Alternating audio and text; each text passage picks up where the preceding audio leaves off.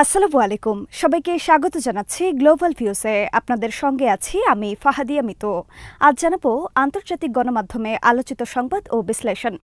ফিলিস্তিনের গাজায় যুদ্ধবিরতি চলছে, বন্দি বিনিময়ও হচ্ছে।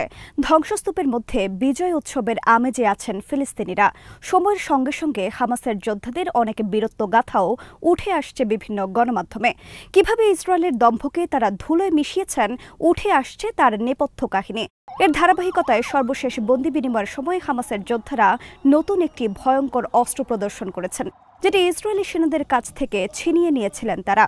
জাবালিয়া শরণার্থী শিবিরে ইসরায়েলি বন্দী আগাম বারগারকে হস্তান্তর করছিল হামাস।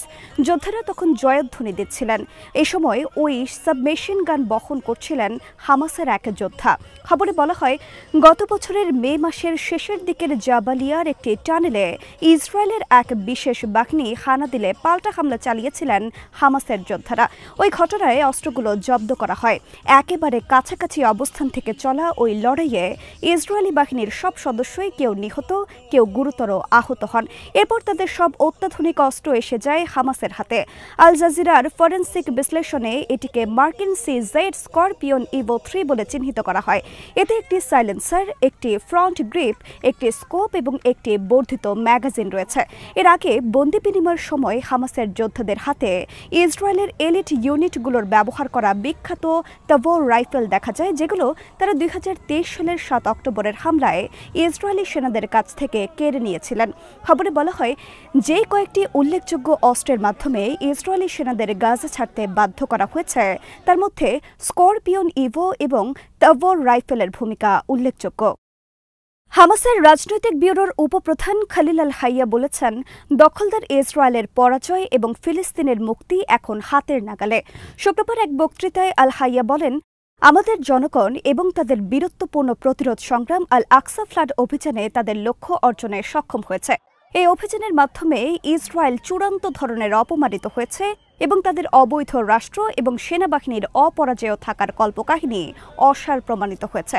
হামাস নেতা বলেন, ইতিহাসে স্বর্ণাক্ষরে লেখা থাকবে যে আল কাসাম ব্রিগেডসের নায়করা তাদের প্রতিশ্রুতি অনুযায়ী জীবন দিয়ে ইসরায়েলি শত্রুকে নতজানু করেছেন। তারা তাদের শপথ রক্ষার মধ্য দিয়ে ফিলিস্তিনের সম্মানকে উচ্চকিত করেছেন। আল হাইয়া বলেন, এখন আমাদের বীরদের এক এক করে মুক্তি দিতে বাধ্য হচ্ছে ইসরায়েল। এর চেয়ে বড় অপমান তাদের জন্য আর কি হতে পারে। শুধু তাই নয়, ইসরায়েলি নেতাদের মনোবল ভেঙে চড়ে গেছে। এখন আন্তর্জাতিক অঙ্গনে বিচারের ভয় তাদের সার্বক্ষণিক তাড়া করছে। হামাসের সামরিক শাখা আল কাসাম ব্রিগেডসের প্রধান মোহাম্মদ দেইফের নিহত হবার খবর বৃহস্পতিবার প্রথমবারের মতো নিশ্চিত করেছে হামাস। ইসরায়েলের ভাষ্য, গত 13 জুলাই গাজার খান ইউনিস এলাকায় বিমান হামলায় দেইফ নিহত হন। এতদিন হামাসের পক্ষ থেকে তার নিহত হবার বিষয়ে কিছুই বলা হয়নি। সাধারণত ইসলামী প্রতিরোধ আন্দোলনের কেউ শত্রুদের হাতে নিহত হলে সহকর্মীদের পক্ষ থেকে শুভেচ্ছা ও অভিনন্দন জানানো হয়। দেইফসহ কয়েকজন গুরুত্বপূর্ণ সামরিক কমান্ডারের নিহত হবার ঘোষণার পরেও হামাস এবং অন্য প্রতিরোধ সংগঠনগুলোর পক্ষ থেকে অভিনন্দন জানানো হয়েছে। একই সঙ্গে প্রতিরোধ সংগ্রাম অব্যাহত রাখার প্রত্যয় ব্যক্ত করেছেন সংগঠনগুলোর নেতারা। দেইফের সঙ্গে আরও যাদের নিহত হবার কথা জানিয়েছে হামাস, তারা হলেন মারওয়ান ইসা, গাজী আবু তামা, রায়েদ থাবেত ও রাফা সালামা। প্যালেস্টিনিয়ান ইসলামিক জিহাদ বলেছে, হামাস যোদ্ধারা শেষ দিন পর্যন্ত, এমনকি গাজায় তাদের কমান্ডারদের শাহাদাতের পরেও লড়াই চালিয়ে গেছেন। এ কারণে ইসরায়েল মাথা নত করতে বাধ্য হয়। Popular front for the liberation of Palestine বা PFLP এই ঘটনায় অভিনন্দন জানিয়ে বলেছে, কমান্ডারদের শাহাদাতের ফলে প্রতিরোধ শক্তি দুর্বল হবে না, বরং আমাদের সংকল্প ও ইচ্ছাশক্তি আরও সুদৃঢ় হবে।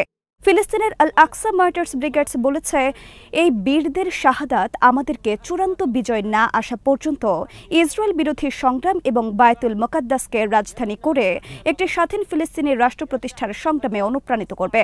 লেবাননের হিজবুল্লাহ ফিলিস্তিনিদের প্রতি সমবেদনা এবং অভিনন্দন জানিয়ে বলেছে, ফিলিস্তিনের স্বাধীনতা আন্দোলন যারা এগিয়ে নেবেন, দেইফরা তাদের কাছে বীরত্বের প্রতীক হয়ে থাকবেন। এই শহীদদের কারণেই ইসরায়েল যুদ্ধবিরতি এবং ফিলিস্তিনিদের মুক্তি দিতে বাধ্য হয়েছে। ইয়েমেনের হুথি আনসারুল্লাহ আন্দোলন বলেছে, ফিলিস্তিনি বীরদের এই শাহাদাত বিজয় অর্জন না করা পর্যন্ত সংগ্রাম ও প্রতিরোধের পথ অব্যাহত রাখার ক্ষেত্রে শক্তিশালী প্রেরণা হয়ে থাকবে।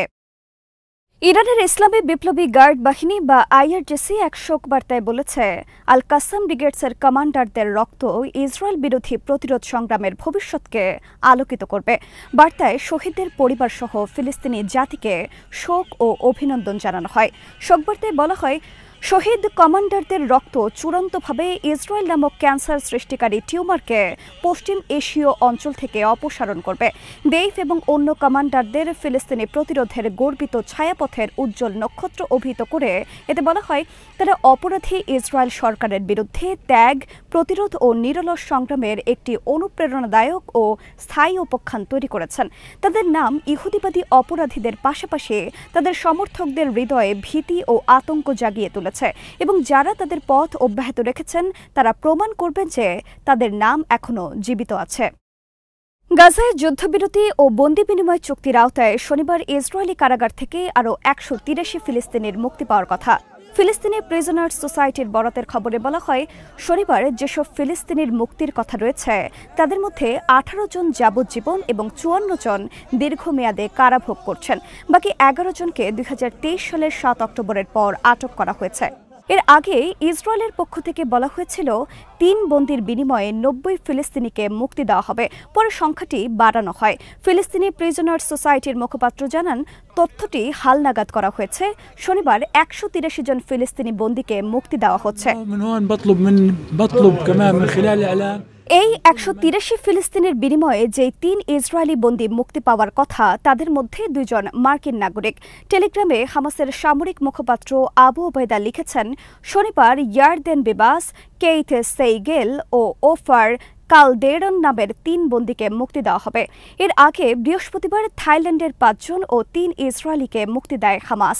এর বিনিময়ে ইসরায়েলি কারাগার থেকে মুক্তি পান ১১০ ফিলিস্তিনি। আল মায়াদিনের খবরে বলা হয়, ইয়েমেনের হুথি আনসারুল্লাহর নেতৃত্বাধীন সশস্ত্র বাহিনীর অনুমতি নিয়ে জ্বালানি ট্যাঙ্কার ক্রাইসেলেস লোহিত সাগর অতিক্রম করেছে। কয়েকটি সূত্র আল মায়াদিনকে বলেছে, গাজায় যুদ্ধবিরতি চুক্তি কার্যকরের প্রেক্ষাপটে ইয়েমেনি বাহিনী জাহাজটিকে লোহিত সাগর অতিক্রম করার অনুমতি দিতে সম্মত হয়। ইয়েমেনি সেনারা জাহাজটির নিরাপদে গন্তব্যে পৌঁছার বিষয়ে নিশ্চয়তা প্রদান করে। খবরে বলা হয়, যেসব জাহাজের লোহিত সাগর পাড়ি দেবার ওপর ইয়েমেনি বাহিনীর নিষেধাজ্ঞা ছিল, এরকম জাহাজগুলোর মধ্যে ক্রাইসেলেস হচ্ছে লোহিত সাগর পাড়ি দেওয়া প্রথম জাহাজ। সুয়েজ খাল কর্তৃপক্ষের চেয়ারম্যান ওসামা রাবি এই প্রসঙ্গে বলেন, এর মাধ্যমে লোহিত সাগরে স্থিতিশীলতা ফেরার আভাস পাওয়া গেল। হুথি আনসারুল্লাহ আগেই জানিয়েছিল, গাজা যুদ্ধবিরতি পালিত হলে তারা সাগরে ইসরায়েল সংশ্লিষ্ট জাহাজে হামলা করবেন না। তবে একই সঙ্গে এই হুমকিও দেওয়া হয়, যুদ্ধবিরতি লঙ্ঘিত হলে আগের মতো ইসরায়েলে হামলা শুরু করবেন তারা। ইরানের পক্ষে গোয়েন্দা বৃত্তির জন্য ইসরায়েলের ২ রিজার্ভ সেনাকে অভিযুক্ত করা হয়েছে। এর মধ্যে একজন ইসরায়েলের ক্ষেপণাস্ত্র প্রতিরক্ষা ব্যবস্থা আয়রন ডোম ইউনিটের সঙ্গে কাজ করতেন। বলা হচ্ছে, ২১ বছর বয়সী এই ২ রিজার্ভ সেনা বিদেশি এজেন্টের সঙ্গে যোগাযোগের মাধ্যমে রাষ্ট্রীয় গোপন নথি স্থানান্তর করতেন এবং যুদ্ধের সময় শত্রুদের সহযোগিতা করেছেন। এক বিবৃতিতে বলা হয়, রাষ্ট্রীয় কৌশলীরা শুক্রবার হাইফার একটি আদালতে ২ রিজার্ভ সেনার বিরুদ্ধে আর্থিক ক্ষতিপূরণের বিনিময়ে ইরানের পক্ষে গুপ্তচর বৃত্তির অভিযোগ দায়ের করেন। আসামি ইউরি ইলিয়াসভ এবং জর্জি আন্দ্রিয়েভ হাইফা শহরতলির কিরিয়াত ইয়ামের বাসিন্দা। পুলিশ এবং ইসরায়েলের অভ্যন্তরীণ গুপ্তচর সংস্থা শিনবেদ চলতি সপ্তাহের শুরুর দিকে এই ২ রিজার্ভ সেনাকে গ্রেফতারের ঘোষণা দেয়। এর মধ্যে আয়রন ডোম ইউনিটে কর্মরত ইলিয়াসভের বিরুদ্ধে অভিযোগ রয়েছে, তিনি তার ইরানি এজেন্টের কাছে ক্ষেপণাস্ত্র প্রতিরক্ষা প্রযুক্তি সম্পর্কে অত্যন্ত স্পর্শকাতর তথ্য সরবরাহ করেছেন, যার মধ্যে রাডার স্ক্রিনের ছবি এবং ভিডিও ছিল। তার বিরুদ্ধে $১০,০০০ বিনিময়ে ক্ষেপণাস্ত্র প্রতিরক্ষা ব্যবস্থার ভিডিও ফুটেজ বিক্রি করার প্রস্তাব দেওয়ার অভিযোগ আনা হয়, যার মধ্যে $৮০০ ডাউন পেমেন্টও রয়েছে। চার্জশিট অনুসারে আন্দ্রিয়েভ বিমান বাহিনীর অপারেশনাল সদর দপ্তরে কর্মরত ছিলেন। ইরানের পক্ষে গুপ্তচর বৃত্তির অভিযোগে গত ডিসেম্বরে পুলিশ প্রায় ৩০ জন ইসরায়েলিকে গ্রেফতার করে, যাদের বেশিরভাগই ইহুদি বসতি স্থাপনকারী। ইরানের পরমাণু স্থাপনাগুলোতে সম্ভাব্য মার্কিন ও ইসরায়েলি হামলার বিরুদ্ধে কঠোর হুঁশিয়ারি উচ্চারণ করেছেন ইরানের পররাষ্ট্রমন্ত্রী সৈয়দ আব্বাস আরাগচি। তিনি বলেছেন, সাম্রাজ্যবাদী ও ইহুদিবাদীরা তেমন কোনো ভুল করলে গোটা অঞ্চলে ভয়াবহ যুদ্ধ ছড়িয়ে পড়বে। শুক্রবার কাতার সফরে গিয়ে আল জাজিরাকে দেওয়া এক সাক্ষাৎকারে তিনি বলেন, আমার ধারণা ইরানের পরমাণু স্থাপনার ওপর হামলা হলে গোটা অঞ্চলে বড় ধরনের যুদ্ধ ছড়িয়ে পড়বে। আঞ্চলিক কোনো দেশ বা তাদের পশ্চিমা মিত্ররা সেরকম কিছু আশা করে বলে আমার মনে হয় না। ইরানের পরমাণু স্থাপনাগুলোতে হামলা চালানোর কাজে ওয়াশিংটন তেল আবিবকে সহযোগিতা করতে পারে কিনা আল জাজিরার এমন প্রশ্নের উত্তরে ইরানের পররাষ্ট্রমন্ত্রী বলেন, মার্কিনিরা এমন ভুল হিসেব নিকেশ করবে কিনা তা নিয়ে সংশয় রয়েছে। তিনি জোর দিয়ে বলেন, এবার হামলা হলে ইরানের প্রতিক্রিয়া হবে তাৎক্ষণিক ও সিদ্ধান্তমূলক। গাজা উপত্যকার বিরুদ্ধে ইসরায়েলের 15 মাসব্যাপী ভয়াবহ গণহত্যার সময় ইরান দুইবার তার ভূখণ্ডে ইহুদিবাদী বাহিনীর আগ্রাসনের জবাব দিয়েছে। ট্রু প্রমিস 1 ও 2 নামের ওই অভিযানগুলোতে ইরান সফলভাবে ইসরায়েলের গুরুত্বপূর্ণ কৌশলগত স্থাপনাগুলোতে ক্ষেপণাস্ত্র ও ড্রোন হামলা চালায়। আর আকচি সতর্ক করে দিয়ে বলেন, যুক্তরাষ্ট্র ও ইসরায়েল জানে ইরানের পক্ষে তাদের কোনো কোনো টার্গেটে কতটা ভয়ঙ্কর হামলা করা সম্ভব, কাজেই তারা যে কোনো কাজ ভেবেচিন্তে করবে বলে তিনি আশা প্রকাশ করেন। আসাদ সরকারের পতনের পর প্রথম আরব নেতা হিসেবে সিরিয়া সফরে গেছেন কাতারের আমির Sheikh Tamim bin Hamad Al Thani.